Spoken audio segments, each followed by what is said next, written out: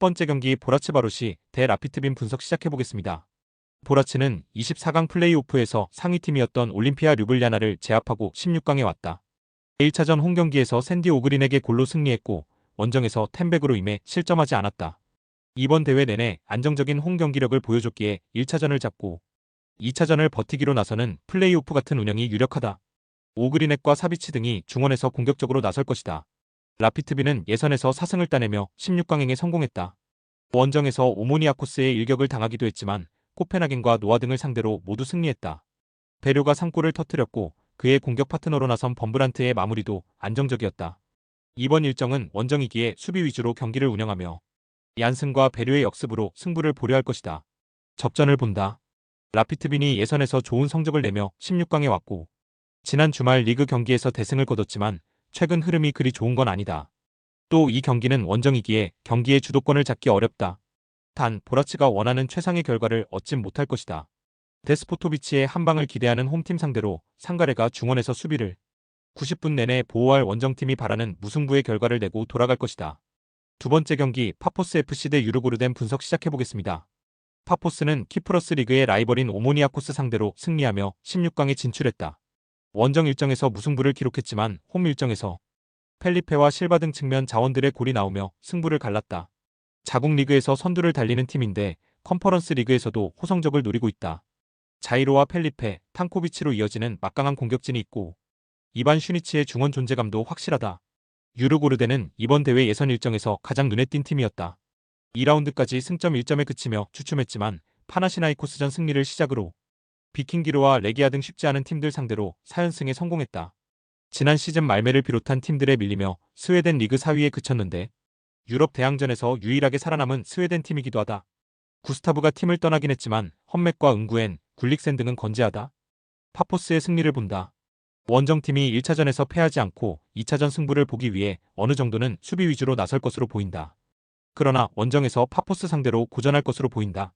이반 슈니치와 페페 등이 중원에 나와 에크달과 오슬런 등의 압박을 패스게임으로 이겨낼 것이고 펠리페와 자이로 등이 문전 침투로 기회를 노릴 파포스가 승리할 것이다. 세 번째 경기 풀젠 대 라치오 분석 시작해보겠습니다. 풀젠은 플레이오프에서 헝가리 최강인 페렌츠바로스 상대로 승리하고 올라왔다.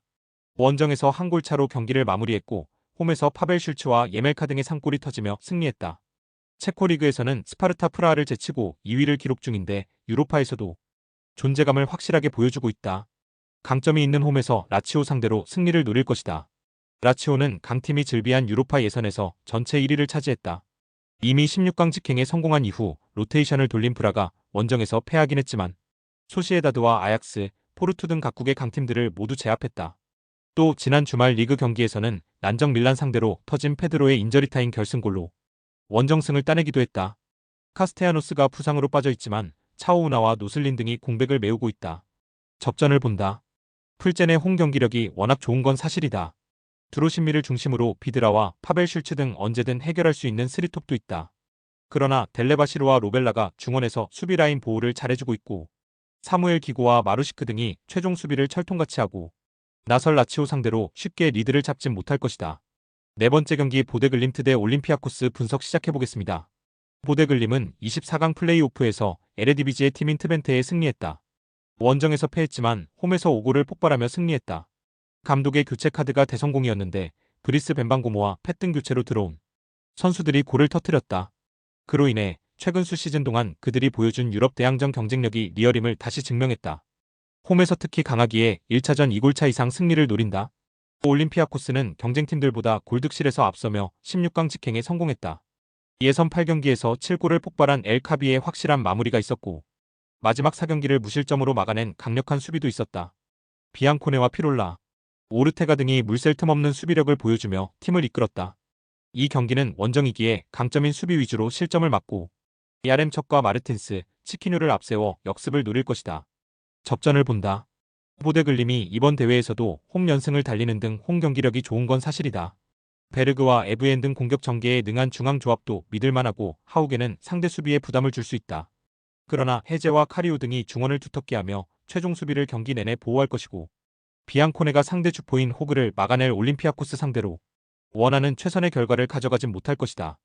다섯 번째 경기 아약스 대 프랑크푸르트 분석 시작해보겠습니다. 아약스는 홈에서 중앙 미드필더로 나선 데이비 클라센의 퇴장이 나오며 위니용에 패했다. 그러나 원정에서 2골차 승리를 거뒀기에 골득실에서 앞서며 16강에 왔다. 페예노르트와 호벤 등 리그 라이벌들이 챔스 16강에 진출했고 알크마르도 유로파 여정을 이어가고 있는데 자존심을 살렸다. 세대 교체의 바람 속에 잠시 주춤하기도 했지만 리그 1위를 달리는 것은 물론 2개 대회에서 우승을 노리고 있다. 프랑크푸르트는 리옹과 로마 등에 패했지만 첫 5경기에서 4승 1무를 기록하며 무난하게 16강에 진출했다. 그러나 그때와는 다소 차이가 있는 최근이다. 유로파에서 6개의 공격 포인트를 기록한 마르무시가 맨시티로 떠나며 스트라이커 포지션이 약해졌다. 에키티케를 중심으로 칸 우중과 괴체, 샤이비 등이 역습을 주도해야 한다. 아약스의 승리를 본다. 기존의 강력한 전력에 에드바르센을 비롯한 여러 선수가 필요한 포지션에 보강됐기에 유로파 예선을 소화할 때보다 전력이 더 좋아진 아약스다. 조던 핸더슨이 부상에서 돌아왔기에 테일러와 함께 클라센의 공백을 메우며 경기를 이끌 것이고 베르기스와 미카코즈, 트라오레가 스리톱으로 공격을 주도할 아약스가 승리할 것이다. 6번째 경기 AS 로마 대 빌바오 분석 시작해보겠습니다. 로마는 플레이오프에서 쉽지 않은 상대인 포르투갈의 강호 포르투에 승리했다. 원정 1차전에서 셀릭의 골로 패하지 않았고 홈 경기에서는 멀티골을 터뜨린 디발라의 활약이 대단했다. 이번 홈 경기에는 기다리던 주전 스트라이커인 도브비크도 출전할 수 있는데 직전 리그 경기에서 복귀하며 골을 터뜨렸기에 기대감이 크다. 징계로 포르투와의 2차전을 결정한 크리스탄테도 돌아온 풀 전력이기에 홈 승리를 노린다. 빌바오는 이번 대회 예선에서 6승을 기록하며 전체 2위를 기록했다. 라치오와 대회 내내 1위를 다퉜는데 골득실에서 아쉽게 밀렸다. 그러나 라리가에서 5위와 어느 정도 격차를 둔 4위를 달리며 다음 시즌 챔스 진출 가능성이 크고 유로파에서는 강력한 우승 후보다. 비비안과 알바레즈 등 탄탄한 수비는 물론이고 구르제타와 베렌게르, 윌리엄스 형제가 이끄는 공격진의 마무리도 확실하다. 로마의 승리를 본다. 두 팀은 이번 유로파 예선 같은 장소에서 이미 맞대결에서 무승부를 기록한 적이 있다. 그러나 이 경기는 다소 다른 흐름으로 흘러갈 것이다. 디발라와 도브비크 등이 건강하게 돌아왔기에 홈에서 상대 수비에 부담을 줄 수 있고 크리스탄테와 펠레그리니, 파레데스 등이 공격 전개를 통해 기회를 만들 로마가 홈의 이점을 살릴 것이다. 스포츠 당첨에 제일 중요한 건 조합입니다. 각 팀 분석을 잘한다고 하여도 조합을 못할 경우 큰 배당을 가져가지 못하는 거 다들 아실 겁니다.